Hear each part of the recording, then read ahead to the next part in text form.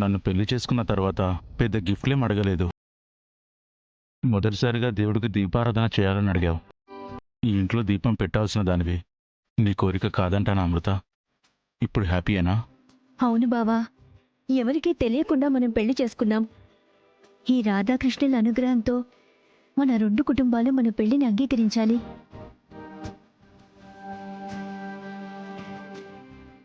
ఏదడిగినా అన్నయ్య కాదనడు. అలాంటి అన్నయ్యకు నిజం చెప్పకుండా పెద్ద తప్పు చేశానేమోనని ప్రతి క్షణం బాధపడుతున్నాను. ఇంకా ఈ దేవుడే మన ప్రేమని గెలిపించాలి, మన పెళ్లిని నిలబెట్టాలి.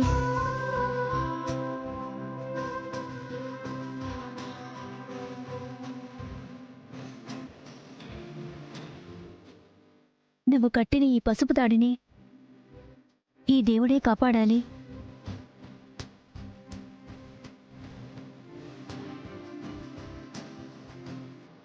దీపారాధన చేస్తే నీ కోరిక తీరుతుందిలే అమృత.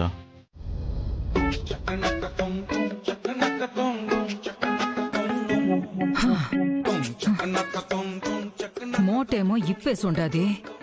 ఈడెవరూ లేరు. అసలు ఏం జరుగుతా ఉండది ఇంట్లో? నాకేదో అనుమానంగా ఉండాది.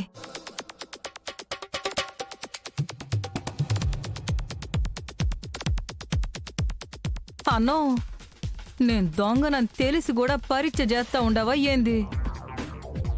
అట్లాంటిది ఏమన్నా ఉంటే చెప్పన్నా, కాళ్ళ ముందుకు రా అన్నా. నువ్వన్నవే కదా తప్పైపోయిందనేసి కాళ్ళు పట్టుకుని బతిమలాడుకుంటా. ఈ సెల్లంటే నీకు ప్రేమని నాకు తెలుసా అన్నా?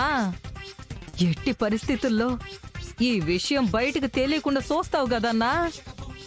నాకు తెలుసు నువ్వెంతో మంచోడివి.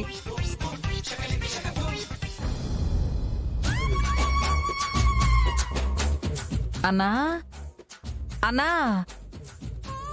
ఎవరు రాలేదేంది? అంటే ఇదన్న ప్లాన్ కాదా? అయితే మోటెవరు ఇప్పుండారు? ఎవరైనా ఇంట్లోకి వచ్చినారా ఏంది? పోలీసోడింటికి ఎవరు వస్తారు? విగ్రహాలు ఇప్పుడు దొంగిలించడం కరెక్ట్ కాదేమో. అన్న మనసులో ఏముందో తెలుసుకుని అప్పుడు దొంగతనం చెయ్యాలా?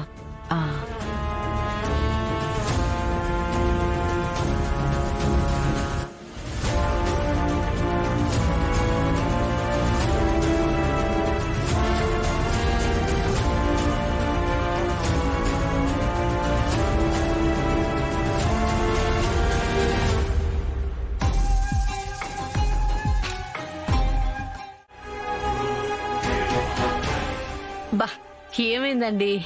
ఏదో సప్పుడై ఉండాది. ఈ టైంలో మన ఇంట్లోకి ఎవరు వస్తారండి? దొంగడై ఉండొచ్చు. ఏమైంది బావా? ఏదో చప్పుడు వినిపించింది. మళ్ళీ ఏ ఫైల్ కొట్టేయడానికో డబ్బులు దొంగిలించడానికో మీ అన్నయ్య రాలేదు కదా? మా అన్నయ్య చాలా మంచివాడు, నీలా కాదులే బావా. నీతో మాటలు అనవసరం. నానా నానా! వామ్మో, నేను చేసిన శబ్దానికి ఇంట్లో అందరు నిద్ర లేచినట్టుండారు. అయినా నేను కాస్త చూసుకుని రావాల్సింది.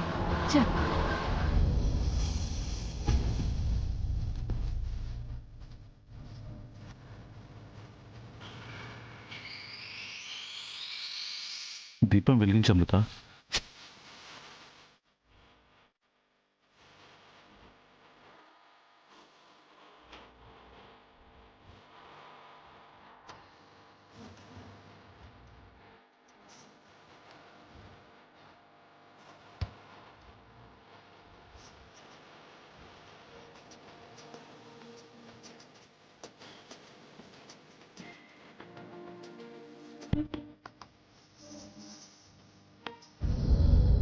నానా నానా!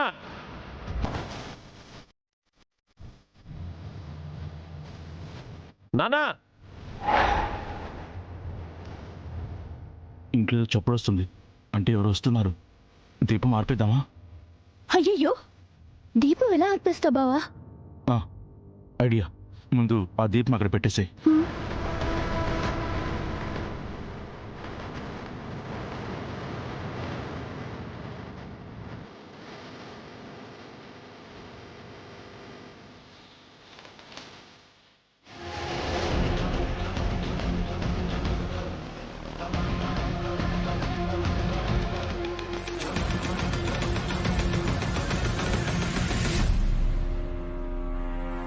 చూద్దాం పద.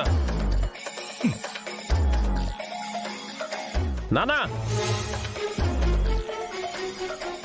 ఏదో చప్పుడు వినిపించింది నాన్న, నీకు వినిపించిందా? వినిపించిందా బోడా? మన ఇంట్లో దొంగలు పడ్డారని అనుమానంగా ఉండదు. అనుమానమే లేదు నాన్న, ఇంట్లోకి ఎవడో వచ్చుంటాడు.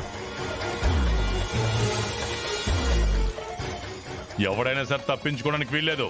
వెళ్ళి చూసిరా బోడా. సరే నాన్న.